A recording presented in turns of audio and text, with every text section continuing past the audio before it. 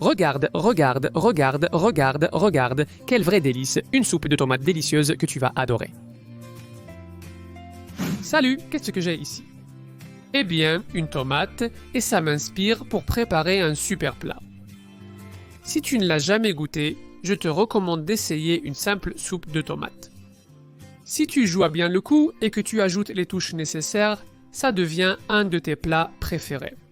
Voici donc comment préparer cette recette sans plus attendre. Commencez par éplucher les tomates. Une tâche compliquée. Alors, ce que nous allons faire, c'est une petite astuce. Tu vois la croix que j'ai découpée dessus? Je vais faire pareil avec chaque tomate. Et ensuite, je vais les mettre dans une casserole, dans laquelle je vais chauffer de l'eau à feu moyen vif. Et grâce à cette chaleur qu'ils vont prendre, ils vont presque se peler tout seuls. Donc il ne te reste plus qu'à attendre quelques minutes et, avant même que l'eau ne commence à bouillir, les aliments auront déjà cet aspect. Ce n'est pas que la peau s'en aille toute seule et s'échappe directement dans la poubelle.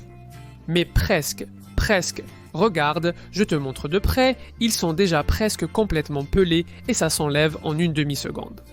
Regarde, tu prends la tomate, je vais te montrer de près et c'est aussi simple d'enlever la peau. C'est fondamental si tu veux peler des tomates efficacement. Ensuite, ce que tu feras avec chacun d'eux, ce sera simplement enlever cet excès de peau. Voilà, enlève-leur la tige qui est toujours dure. Et ça ne nous intéresse pas. Je l'ai ici. Voyons si on le voit bien.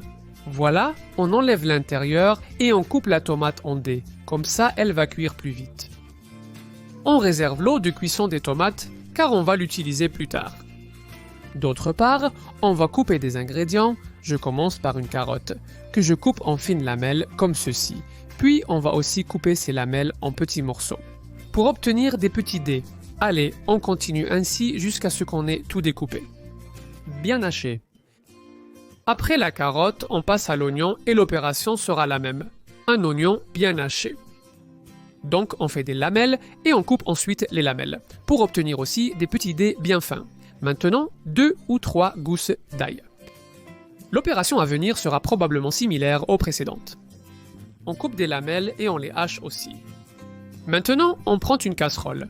On va y mettre un filet d'huile, un bon filet, et on va la mettre à feu moyen ou moyen fort.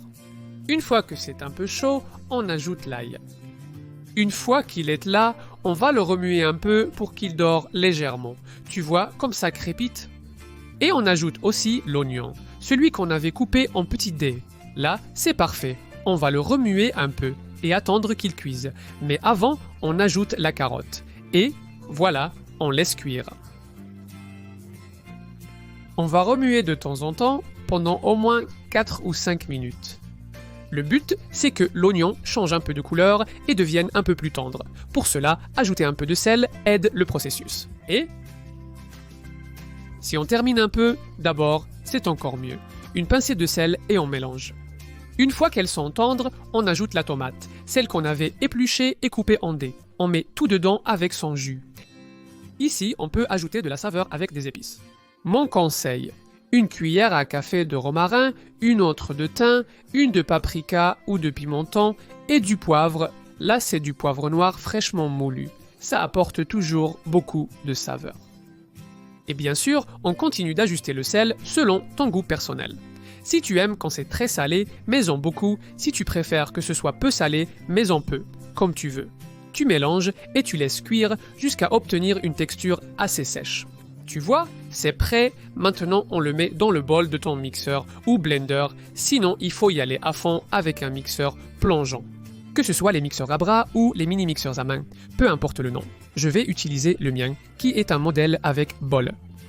On allume, on met à puissance moyenne et on mixe bien jusqu'à ce que ce soit super homogène. Quand ce sera une texture totalement crémeuse, sans aucun grumeau, on ajoute de l'eau jusqu'à atteindre 1,5 litre. Comme tu peux le voir, j'ai utilisé l'eau de cuisson des tomates elles-mêmes, qui prend un peu de goût et donne ainsi un petit plus de saveur. Donc tu couvres et tu rallumes la machine pour que l'eau s'intègre aussi et que le mélange soit homogène. C'est exactement ce qu'on cherche comme une soupe. Il ne te reste plus qu'à le remettre dans la casserole parce que tu vas lui donner la touche finale pour que l'eau s'intègre bien. Donc on fait cuire encore 4 ou 5 minutes à feu moyen vif et c'est prêt. Que ça fasse quelques petites bulles et tous les goûts seront bien intégrés et parfaits. Tu peux déjà servir cette véritable merveille, une soupe de tomates avec un vrai goût de tomate, et avec ces petites touches qu'on a ajoutées.